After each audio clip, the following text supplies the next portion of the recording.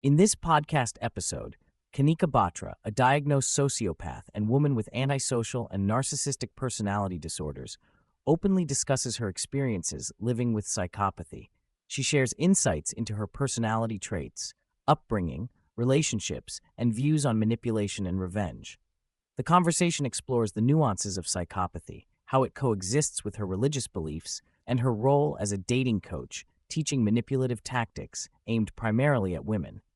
Kanika also reflects on her emotional landscape, social interactions, and the challenges of balancing her condition with a desire for personal growth and stability.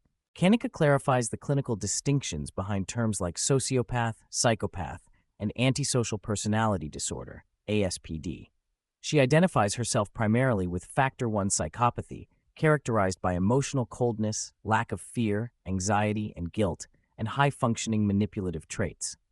She contrasts this with Factor 2, which is more impulsive, violent, and reactive, often linked to environmental trauma and abuse. She explains that her brain scan showed a non-responsive amygdala, which underpins her inability to feel emotions deeply, although she can intellectually recognize feelings and simulate appropriate responses. She distinguishes colloquial use of sociopath from the DSM diagnosis of ASPD, positioning herself as a primary psychopath who operates with calculated cold rationality rather than emotional volatility. Kanika's childhood was turbulent but contradictory in nature. Although she witnessed domestic violence, her father was aggressive toward her mother and brother. Her father also showered her with affection and material gifts, which she learned to exploit as a child. Her mother, conversely, was strict and physically abusive. Kanika describes herself as a problem child, truant, stealing, and engaging in physical violence, such as pushing a peer downstairs. She also suffered from a rare blood disorder, requiring frequent transfusions, which paradoxically made her both a center of attention and shaped a transactional view of relationships where value was placed on external validation rather than genuine human connection. From around age 4 or 5, Kanika sensed she was different from others, unable to comprehend why people formed friendships or expressed happiness in conventional ways. She felt like an observer behind a glass wall, capable of mimicking social behaviors without feeling them. She recognized her emotional responses were superficial performances designed to fit societal expectations, for example, crying on command at funerals. This detachment formed the basis of her later manipulative abilities. Kanika believes primary psychopathy, Factor 1, is largely innate, part of brain wiring apparent from birth, while Factor 2 psychopathy or sociopathy is typically a product of environmental trauma such as abuse or neglect. She highlights that although both types experience severe loneliness, they manifest their traits differently.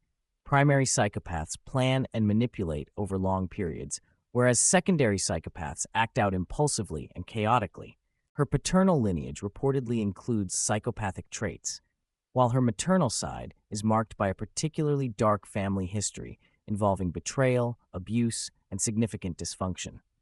Kanika recounts the murder of her aunt at age 17 by her grandfather for premarital sex, an event unknown to her until recently, which illuminates cycles of violence and trauma in her background.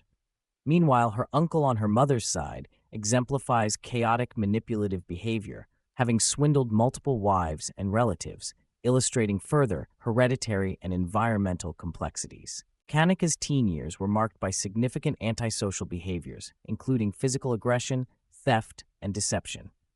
She was academically gifted, which often shielded her from severe consequences, allowing her to move from job to job easily. In her early 20s, her offenses shifted to fraud and more subtle manipulations. She discusses how her glibness and superficial charm enable her to maneuver social settings, emphasizing the role of a forensic psychiatrist who, rather than being moralistic, used utilitarian logic to deter her from criminality by exposing harsh prison realities. Kanika explains that she experiences a limited emotional range skewed toward negative emotions like rage and contempt, with positive feelings such as joy and pride being fleeting.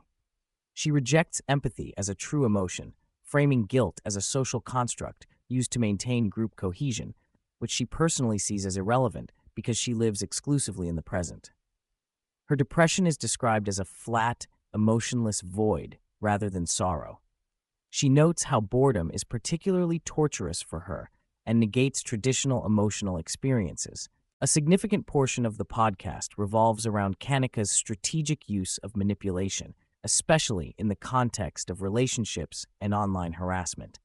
She recounts methods of exacting revenge on people who have wronged her, including elaborate public humiliations and coordinated social attacks, such as sending unwanted visits, pigs' heads, or disruptive groups to an adversary's door. She claims that these actions give her a sense of justice and power over those who attempted to harm her emotionally or socially. Kanika identifies as a serial monogamist and bisexual, but struggles immensely with intimacy and authenticity in relationships. She finds it exhausting to lift her social mask around partners due to the constant maintenance of appearances required by her psychopathic traits. Contempt for partners often grows within 3 months once reality replaces initial fantasy. She dislikes clinginess and neediness, preferring relationships that maintain a balanced emotional distance. She shares candidly about a history of breaking up with partners on their birthdays and the complex push-pull dynamics she navigates in romantic engagements. A notable shift occurred after the death of a figure she admired, Charlie Kirk, which prompted her to explore Orthodox Christianity.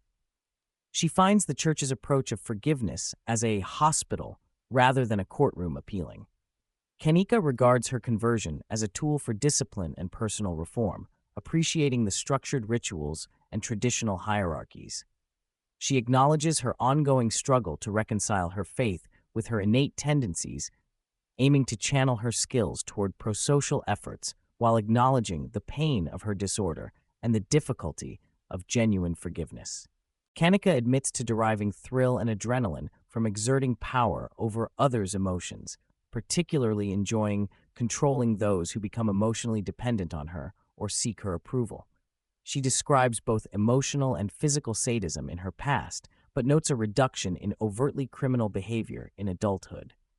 Her brand of sadism is often entwined with manipulation and revenge, where she enjoys watching people suffer or struggle, sometimes justifying it as righteous retaliation when she believes wrongdoing has occurred.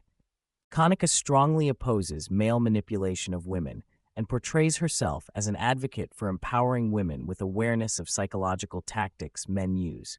She coaches women to be ruthless and manipulative in dating contexts to avoid victimhood while emphasizing limits to avoid destructiveness in committed relationships.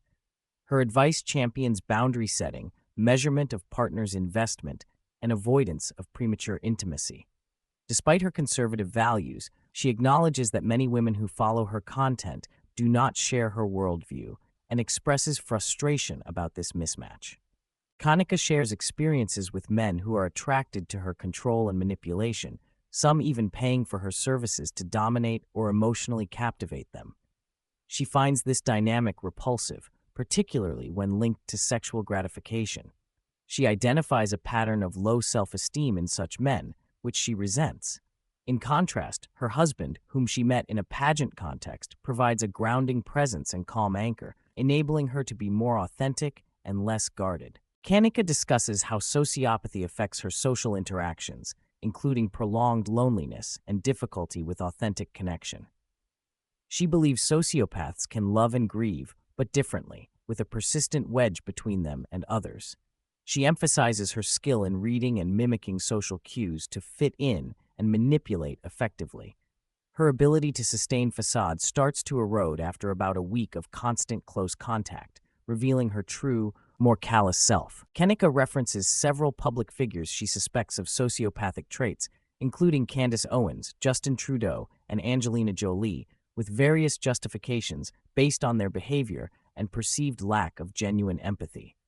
She distinguishes between narcissists and psychopaths and addresses the cultural fascination with figures like Ted Bundy, whom she relates to intellectually but not in violent proclivities.